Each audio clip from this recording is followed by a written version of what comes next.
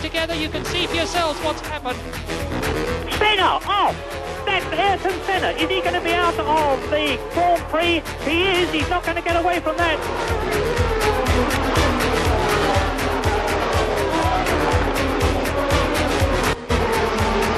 And Lacey is going through on the inside and taking Prost, and so is Berger. And that's it. Berger hits Prost. And Mansell furiously shaking his fist at Cathy. Move over. Move over. Let me through. Very keen. Prost diving inside. Senna, I'm sure, is in tire trouble, and Alain Prost goes through.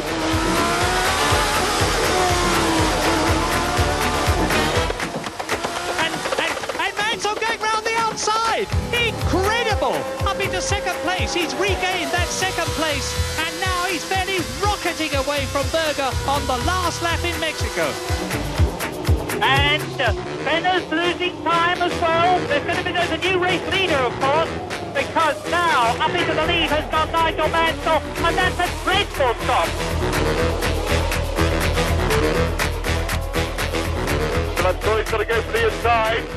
He has, and Prost has just done it. Alain Prost has gone through.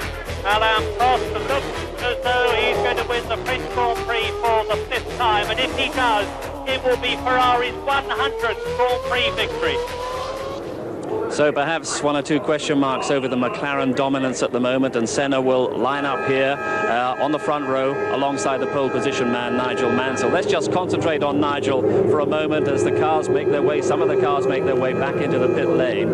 And remind you of the extraordinary relationship that Nigel has not only with the Silverstone circuit but with the British Grand Prix and the British crowd as well. Nigel Mansell, British Grand Prix winner, remember, 1987. Mansell, as we say, with superior grip. There's nothing Piquet can do about that, but if he saved up a little bit of fuel, he's still the man in front, and that is the dominant position. But Mansell is really on a high, and the crowd, of course, you can see them waving and cheering in the background, and that is definitely worth something. Just that little bit of atmosphere puts you on a bit of an extra high, a bit of an extra charge, and this is where Mansell will be looking to challenge. Piquet will hold the inside line.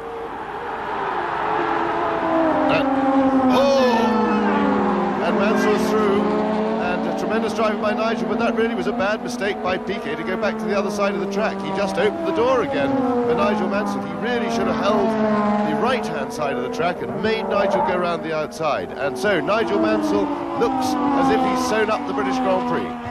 And he's done it from 25 seconds back. He's fought back. He's recovered those 25 seconds, and as he did in France, he has just driven straight past Nelson Piquet on the inside. Look at that crowd just waving him home, and now he can almost coast to the line. Just one more corner to go. To win his third successive Grand Prix in Britain. It's just the left, the right, and now Nigel Mansell, winning the British Grand Prix for the second year in succession, can see the checkered flag. Out he goes. Mansell has won the British Grand Prix. Nelson Piquet finishes in second place, and it is going to have been a superb British Grand Prix for Britain. And the British crowd break ranks. They're marvellous at this, and they will go back to their positions after this race and before the next one, and I can think of no other crowd in the world that would do that. The British enthusiasm for Grand Prix racing has never shown more. Nigel is not going to be allowed to get back to his pit. Amazing. Wonderful memories of Nigel Mansell 3 years ago. We're still awaiting his arrival on the grid here, but alongside me is Jonathan Palmer, Grand Prix driver, McLaren test driver. Quick word from you, Jonathan, about Nigel's performance yesterday. Well, it was obviously an absolutely outstanding lap. Nobody got into the sevens apart from Nigel. The 8-0 Senna looked pretty formidable from Friday, and it was just typical of one of Nigel's shattering laps that nobody can quite understand how he does it. It's maybe the adrenaline that's introduced from the crowd here, the relationship that he's got with the crowd here. He does seem to be, if not unique, certainly exceptional amongst the Formula One drivers, in that our home crowd really does motivate him intensely, and it really does draw out that 11/10 out of him rather than the 10/10 that he normally has. Now, what's the pattern for the drivers here? They take the car out of the pit lane and maybe they get in a couple of laps and bring it back in before forming up on the grid. Yes, maybe one or two of them have made a few small changes to the car, maybe tyre pressures, maybe they want to scrub a set of tyres or warm them. So they might go out of the pit lane and come back into it, just to maybe pass through and get another lap's worth of experience on the track, just to help them feel the car and just see how it's finally handling. Because in fact, for some of them, they may not have actually run with the absolute brim full tank levels they've got now. And running a full 45 gallons in these cars makes them very heavy and ponderous. Well, Nigel Mansell has now taken his position on the front of the grid. We'll make an attempt to get a word with him very shortly. But Jonathan, a quick word from the McLaren point of view. A few question marks have been introduced over the last few races. Well, undoubtedly, the Ferrari are very much on form, going very strongly. And McLaren are aware of that, and I think we're going to find that tyres are going to play an important part of today's strategy. Yes, what are the key elements today? Tyres, the heat, it's going to be very fast as well, isn't it? Yeah, the engines are under very high load here. We have 160 mile an hour average speed. The engines are stressed a lot of the time. It's warm, of course, here today, very hot. Engine life could be marginal for people.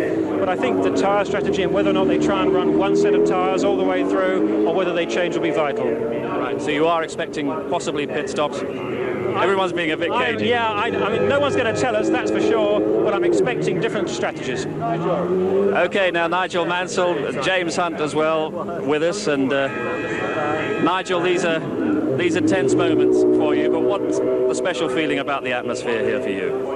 Yeah, it's just pretty good to screw your insides up. Just feel turned inside out at the moment. I just wish now we were talking after the race and not before the race. Talk to us about that terrific lap yesterday. Was it the inspiration of the crowd or what produced that? Well, I mean, the crowd are here and we're always trying to do our best, but I mean, it was just something very special for Silverstone again. I mean, it was just an incredible lap, and I'm just delighted we put it together. Remind us of the importance of this race now from a season-long point of view. It really is the time, if you're going to make a move, it's got to be today, isn't it? Yeah, I mean, if you're going to make an impression on the championship, you know, we basically got to try and win today or get maximum points, which is the same thing. I just hope that everybody here on the grid today has reliability, because, I mean, it'd be nice that the first person that comes home has beaten all the opposition fair and square, but putting that aside, we're going to have a great race today. I mean, McLaren's going to be there, my teammate's going to be there. I think Benetton was very quick in the warm-up too, but I mean, ultimately, I'm not prejudiced, but I hope car number 2's there too. OK, Nigel, have a good race. You're being summoned to go to work now. We'll be watching you very closely, supporting you as well. Have a good afternoon. Yeah, we've got to breathe deep now and get in the car. Good man. OK, the scene is set. Also in Sunday Grandstand.